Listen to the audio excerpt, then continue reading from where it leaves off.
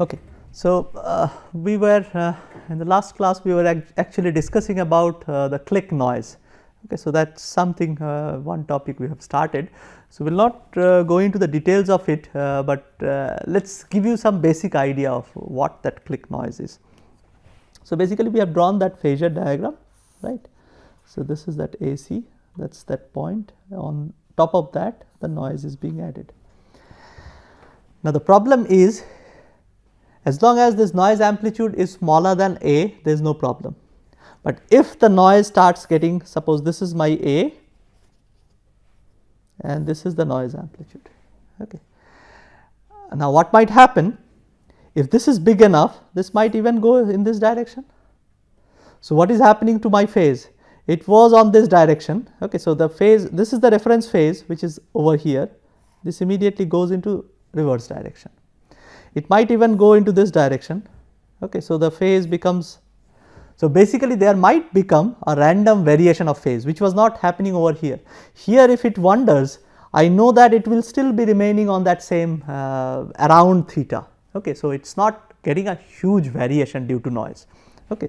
So, if you just plot that theta, so probably I wish to have a theta variation like this, on top of that there will be small noise induced theta variation. Okay. And I will differentiate it, they will smoothen out even more and I will get my actual message signal variation. Whereas, what will happen over here, once there is a variation and if means if this goes from one particular, suppose it is in this direction, now noise is random. So, it can immediately in the next this one it can go into this direction. So, there will be almost a pi phase shift. Okay. So, there is a possibility now because the noise amplitude is higher. So, there is a possibility that randomly after sometimes suddenly a pi phase shift happens. So, what will that means? This particular thing will have a sudden pi jump. Okay. And then again it will probably track, again another pi jump might be there or it might again come back. So, all these slopes, if you differentiate it, what will happen? They will start creating, suppose after differentiating I was getting this, but this particular point, because there is a sudden thing, there will be a impulse noise which will be created as many pi shifts are happening. Okay. Either in the positive or negative, whatever happens, there will be positive impulse or negative impulse, it depends on what kind of things are there, but whatever it is, there will be a impulse noise which will be coming and they will be coming randomly, because noise characteristics you do not know when it will do that pi shift. Okay. Here even if it does pi shift, my noise due to noise, this variation will not be huge, it will just be a small amount of modulation, but because in the phase there might be a pi phase shift. So, there might be a click noise which will be coming and this clicks are random in nature. When they will be coming, that depends on noise characteristics. Okay. So, what is the threshold effect? So, this is called click noise. So, basically what you will see that after FM demodulation you will have that original message which, because it has a nice noise cancellation. So, overall noise cancellation will be good. So, the message signal will be smooth, but suddenly there will be impulse and then again smooth, suddenly there will be impulse. So, this will be creating a cracking noise in the receiver. So, whenever you are hearing, there will be cracking noise one after another. This might happen, whoever have listened to FM radio, you might have heard those clicking sounds. Okay. Very rarely happening. But what will happen if the noise amplitude is too high and it remains too high and the noise nature actually varies, this means this arrival of pi phase shift, it happens too often. So, within a second if there are too many clicking sounds, so this particular part, whenever this within a second how many clicking sounds are being heard, if that increases, then that is called the threshold effect in FM. So, at that time probably the message is still being demodulated very nicely, but there are too many impulse on that. So, basically our means ear, whenever we hear it, probably that clicking sounds they are too often. So, that will be only reverberating inside our ear. So, we will not be able to hear whatever is actually being transmitted. The message signal will have no consequence, it will be just a collection of clicking sounds one after another coming. So, that is when we say that FM goes into threshold. So, there are analyses that with what SNR value FM goes to means threshold zone, what is the number of clicks in 1 second that will be coming. So, all those things are there. Probably we will not bother ourselves due to time constraint in characterizing those things, but it is good to just know that FM has that kind of effect. Okay. So, it is not all rosy as we have thought. Whenever the signal to noise ratio becomes smaller, so it either goes very close to unity or even less than unity, then we have a big challenge in receiving FM signal. Okay. So, I think with that we have almost finished our discussion of FM. So, whatever we wanted to discuss about FM, we have finished that. Now, we are in a position to actually compare FM and AM with their full scale. So, what is the bandwidth efficiency, what is the corresponding noise characteristics or noise cancellation characteristics, how it behaves in terms of nonlinear channel characteristics, what kind of interference cancellation technique they can employ. So, all those things already has been evaluated. Okay. So, now we will probably start with another form of analog modulation. It is still being called analog modulation because that was probably the transition phase between analog and digital transmission. So, we will try to cover also that that particular analog form of modulation technique which is called pulse modulation technique. We have already mentioned it in the beginning of our course. So, today we will try to it is called pulse modulation. Okay. So, this is something we will try to cover, but to understand pulse modulation we will have to probably start appreciating some of the fundamentals of this pulse modulation or some of the signal aspect or signal theoretic aspect of this pulse modulation. So, that is something which we will be doing first, means dealing with them, and then we will come to the fundamentals of pulse modulation. Okay.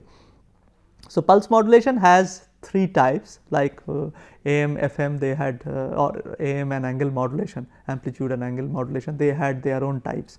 Like for angle modulation we had PM and FM, like amplitude modulation we had amplitude modulation without suppressing the carrier, then DSBSC, SSBSC, then vestigial sideband. So, here also there are 3 techniques.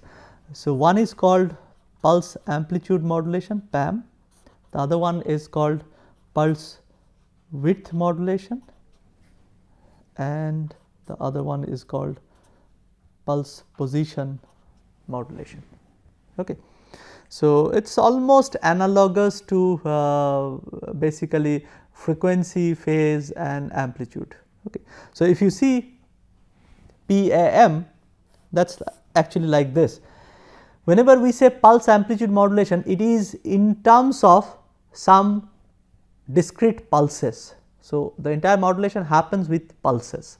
Pulse means it is on for some duration and rest of the duration it is off probably. Okay. So, that is generally termed as pulse modulation. So, we will be modulating generally with in terms of this kind of pulse train, which is just these are periodic signal. After every let us say Ts amount of time it repeats and the pulse is on for some amount of time, let us say Tp, and Ts minus Tp time it will be off. So, the modulation happens with these pulses, like we had carrier, we have pulse train over here to do the modulation. So, it almost analogous to the carrier. Okay. And when we say pulse amplitude modulation, that means if I have a signal, the signal will be covered in the envelope of this pulse. So, that means the pulse amplitude will be modulated according to the signal. So, if I have a pulse over here that will have higher amplitude. Next, if I have a pulse over here, that will have a smaller amplitude. So, it will be just like this. If you take the pulse tip and connect them, they will create the envelope of the signal. So, again there will be a pulse, that will be negative, and so on. Okay. So, if there is a pulse, that will be positive. So, if you just connect the tip, that will just look like the original signal. Okay. So, that is pulse amplitude modulation, whereas pulse width modulation is you now start varying the width of the pulse, okay, according to the amplitude of the signal, message signal. So, basically what will happen, if the amplitude is higher, it depends on how you wish to modulate it. So, you can take a decision that if the amplitude is higher, I will have lower width pulse, and if the amplitude is lower, I will have higher width pulse. So, what we will do probably here, if we do pulse width modulation, here the pulse width will be smaller, width means this Tp, now you are actually modulating that Tp. Okay. So, that is something we are doing. Over here the amplitude is lower, so probably the pulse width will be little higher, and over here amplitude is even lower, so pulse width must be even higher. Then again it is becoming smaller, as it goes up probably the pulse width becomes, means of course we should have same amplitude now. It is almost like now frequency modulation. Okay. So, the amplitude of the pulse remains similar, it is just the width you are modulating, the width of the pulse. Okay. And the other thing is the pulse position modulation, which is almost like a phase modulation. So, basically you position your pulse depending on the amplitude of this particular thing. So, basically whoever will be having higher amplitude, probably they will be closer to the this pulse starting time. Okay. So, what will happen if we just draw that at this point, because the amplitude is higher, so pulse will be closer to that pulse starting time. At this point, because this is lower, so this will be further away, the pulse, now the width will be same, amplitude will be same, it is just the position of the pulse which is being varied. Here it is more negative, so it will go much more away from the this one, again it will come closer, so something like this. Okay. So, this is called pulse position modulation, this is called pulse width modulation, and this is called pulse amplitude modulation. Okay. So, this is something which we will be trying to employ. Okay. So, let us now try to see, as we have said that before we do this, we need to have a mathematical foundation of this pulse modulation, so that we can analyze their characteristics and everything else. So, that signal processing part of that or probably the signal analysis part of that has to be dealt first before we even jump into these modulation techniques. Okay. So, if you just see, we have probably discussed this, what is actually a pulse modulation. So, in pulse modulation, what you are trying to do, suppose I have a message signal. So, whenever we could have actually transmitted this message signal, okay, that is without modulation we are transmitting it. Now, instead of doing that, probably I will have some theoretical foundation that not all the time, because this is a continuous time, continuous amplitude signal. Okay. So, this is time and this is amplitude, it might be voltage, it might be whatever it is, so whichever parameter we put for this. So, that is taking any value and also the time every time the signal exists. So, if some theory can tell us that probably for this signal description I do not need all the time, so I just need some portion of that time to define that signal, or maybe some discrete values of time where that has to be just defined. Rest of the time I do not have to have definition of this signal, and I can still reconstruct the signal as it is. If we can do that, then probably we will have some modulation format which is similar to pulse modulation.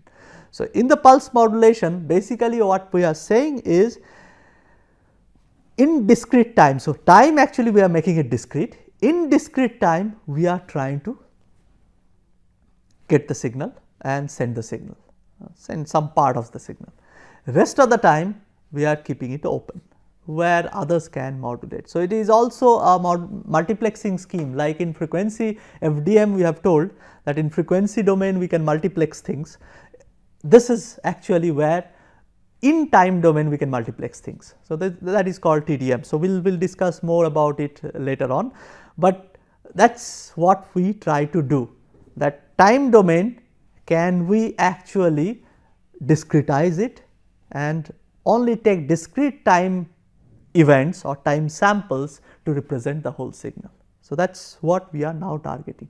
Later on, when from here we will be transiting towards more of a digital transmission, what we will do, we will not only discretize the time, we will also try to discretize this vertical axis. So, then our amplitude also will be having discrete values and we will take those values and represent them in a digital format. So, that is actually what is termed as digital transmission. So, that is why I told that this is one step ahead towards digital communication. So, you are just discretizing or trying to discretize the time or trying to free up the time that you do not use it for whole time to represent the signal. So, that is something we will try to now theoretically analyze. So, this was first done by Nyquist. Most of you must be knowing about Nyquist sampling theorem. So, that is something we will try to demonstrate now. Okay. So, what is Nyquist sampling theorem? That actually tells that if I have some trains of impulse function or delta function, so which looks like this. So, this is a periodic signal where at a particular interval, let us say that is Ts, I put a delta function. Okay. So, this I represent as del Ts t, okay, which is nothing but a train of delta function. So, we can write this as delta t minus n Ts, where n goes from minus infinity to plus infinity. Okay. So, this is just at different location in time there are delta function, okay, and it is a periodic one. After every Ts it gets repeated. So, the basic signal is something like this from minus Ts by 2 minus Ts by 2 to plus Ts by 2. This is just a delta function and it is defined from here. This gets repeated. Okay. So, basically that is the train of delta function, and sampling theorem says, see, we have already told that we want discrete values of it. So, sampling theorem says that we multiply these two. So, whenever we multiply with delta, if you multiply, what happens? It just picks that value at that point wherever that delta is defined. So, it will be actually picking those samples at those delta locations. So, the output will be something like this. If I just draw the envelope, so this is where one delta. So, at that point delta of the strength which is following this GT will be captured and so on. Okay. So, this I can write as delta t. Okay. So, what is this? This is nothing but our GT multiplied by delta TST, right. So, this original function multiplied by this train of delta function. If we just multiply these two, we get a sampling. Okay. So, sampling is nothing but we are discretizing in time. So, basically we are picking that sample value at that location and then ignoring all others between this Ts. And again at the boundary of Ts we are picking another sample value which is having amplitude exactly equivalent to that at that point whatever GT has sample value or amplitude value. So, it is just picking those samples. So, we have got a representation. So, this is actually a sampled version of our signal. Okay. Now, let us try to see what happens in frequency domain. So, that is what we want to understand. So, this GT, what is the corresponding frequency domain representation? what we are saying is this GT has a frequency domain representation of GF, which looks like this, which is defined from minus let us say B to plus B. So, eventually we are saying the signal we are sampling, that is a band limited signal and a low pass equivalent signal. So, it is a low pass band limited signal having maximum bandwidth or maximum frequency component up to B. So, it has a bandwidth of B. Okay. So, that is the GF, that is the Fourier transform of that particular signal. Okay. Now, if we wish to do Fourier transform of this one, what we know it is the Fourier transform of this, Fourier transform of this, and because they are multiplied in time domain, it should be convoluted in the frequency domain. This is something we know. So, first we already know the Fourier transform of this GT. So, we need to understand what is the Fourier transform of this del TST. That is something we will have to first do. Then only we will be able to characterize the Fourier transform of that G hat T, okay, or G bar T. Okay. So, this del TST, what is this? This is actually, this looks like this, it is a periodic signal with this as being repeated every time with a period of Ts. So, therefore, I can represent this as a Fourier series. So, if I can do that, so what I can say is it is actually summation n equal to minus infinity to plus infinity, okay, dn e to the power j n omega s t, where omega s is just 2 pi by Ts, or I can write it as 2 pi Fs, okay, where Fs is 1 by Ts. Okay. So, I can, from my Fourier series understanding, I know that any periodic signal can be written like this, where what is dn must be calculated as Fourier has said for Fourier series analysis. So, that must be integration over the period, which is minus Ts by 2 to plus Ts by 2, and then we have to multiply with the function itself, which is delta t. So, delta t into e to the power minus j means n omega s t dt, right. That should be my dn. What is this? It is delta t multiplied by this, that must be at t equal to 0, whatever value of this is there. So, that is 1. So, 1, now you integrate this. Okay. So, basically what will happen, if we have also seen the property of delta t, if it is integrated from minus infinity to plus infinity with a function, it will just give me as output the value at 0, whatever it is, right.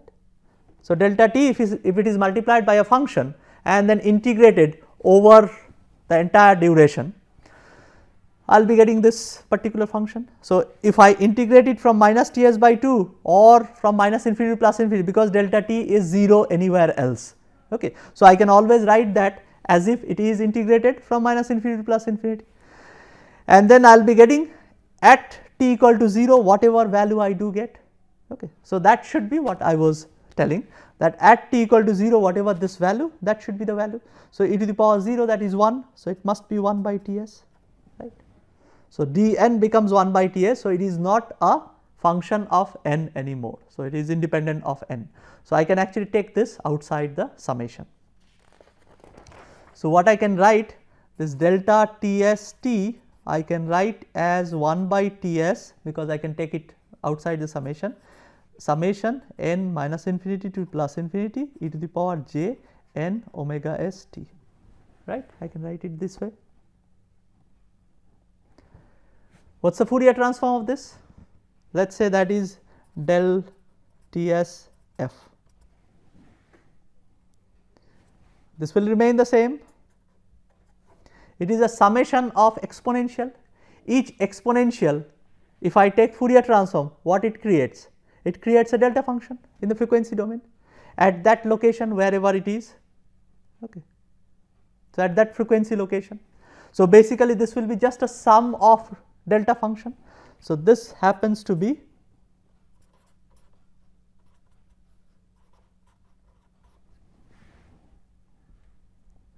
This is something we already know, that if I have this means I can get a time period accordingly, which is 1 by means 2 pi by Ts. This can be represented at Ts, it will be creating delta. This is something we have already known. This is the relationship, Fourier conjugate relationship, e to the power minus j 2 pi fst will create a delta function at fs. Okay. So, this I already know. So, it will be just a summation of delta function, that is very good. Now, I need to find out this g bar f, which is gf or maybe capital Gf convolution of this, which is 1 by Ts summation n minus infinity to plus infinity delta t minus n Ts, right. I can write it this way. Now, the convolution is an integration and this is a summation, these two does not depend. So, I can interchange them. So, g f I can take inside, there is no problem in that, because this summation has nothing to do with f. So, I can write this as 1 by Ts summation n minus infinity to plus infinity, this is nothing but gf convolution delta, sorry, this should be, that is a frequency domain representation. So, that must be f, right. So, that is f minus NTS, oh, sorry, I have done a wrong thing. This is actually, if I am putting it at f, it should be n fs, okay, where fs is 1 by Ts, right. So, that is the Fourier representation, right. If I put it in omega, it will be n omega s, okay. So, that is a wrong thing I have done. So, that must be fs, okay. So, this is what we are getting. Now, we know anything convoluted with delta must be giving me the same thing at where the delta is, okay. So, the convolution theorem with respect to delta, this will give me Ts summation n minus infinity to plus infinity, this will be just g f minus n fs, that is what happens. So, just that g goes into every fs. So, in frequency domain, what will be the corresponding representation if I just try to see. So, that was my gf, now I am trying to get this g bar f, right. So, how that will be represented? This is, this entire thing gets repeated at every fs. So, this is 0, at fs also this will get repeated, at 2 fs because n goes from minus infinity to plus infinity. So, at 2 fs also this gets repeated. So, this is fs, this is 2 fs and so on. What is the strength of them? So, the strength should be this 1 by Ts. So, that must be the strength. So, this should be 1 by Ts and this Gf gets repeated everywhere, even in the negative side also. This will be at minus fs, I will have that same repetition, right. So, I will have this repetition from minus infinity to plus infinity. Now, the thing is that if I wish to keep the signal intact, that means after doing this I can still reconstruct this signal. How in the frequency domain, if you see how I can reconstruct this signal, if whenever I am shifting this, if the fs is chosen carefully so that this and this are separated, they are not overlapping. So, you can immediately see if my fs is too small, suppose I put fs over here. So, what will happen? This is getting repeated and this is getting repeated. Now, these things are getting superimposed. So, if fs is small, then I will have problem. So, what should be my optimal fs so that I can still separate them out with a low pass filter? That is all I will have to do, right. So, for that, what is this point? This is fs plus b, sorry, this is plus b just, and what is this point? This point is fs minus b. So, I need to ensure that fs minus b is greater than plus b. So, I need to just ensure this fs minus b is greater than plus b, or fs must be greater than 2b, that is the famous Nyquist theorem. So, as long as whatever the bandwidth of the signal, if twice that, if I means twice of that, which is 2b, I do my sampling frequency, that means I choose my Ts in such a way that my sampling frequency, which is 1 by Ts, that becomes bigger than this 2b, I am fine. I know that I can put those samples and then I can transmit it. Those samples, if I just pass through a low pass filter which has a bandwidth of b, it will be able to trace that signal back. So, I can reconstruct that signal, I am not losing any information. So, I can still recover that signal back. It is only when this condition is violated, I know there will be a superimposition and my sampling is not giving me very nice reconstruction of the signal. This is quite obvious. Suppose I have a signal something like this, okay, and then if I just take the samples like this, what will happen if I try to reconstruct without knowing what has happened inside. So, I will just reconstruct it this way, right. So, it will take out all the variation, whereas if I start getting samples like this, it will capture the entire variation. So, basically Nyquist criteria tells me that at least what should be the what should be that Ts, what should be that value. So, from here I can calculate 1 by Ts must be greater than 2b, or I can say this Ts must be less than 1 by 2b. So, that is the maximum value of Ts, 1 by 2b. I cannot really go beyond this. If my Ts becomes more than 1 by 2b, I will be losing some of the information. So, my sampling will not be good representative of my signal. So, as long as I am, while sampling I am considering this, I know that the sample will be a true representative. So, this was the sampling theorem which has given a huge impetus for modulation, because with this only we know that probably the entire time domain I do not need. I can just pick some discrete values of time where I represent the signal, and that is good enough. Okay. So, what we will try to do, we will come back and try to see, yes, they are good enough, those samples are good enough, we will try to show that theoretically.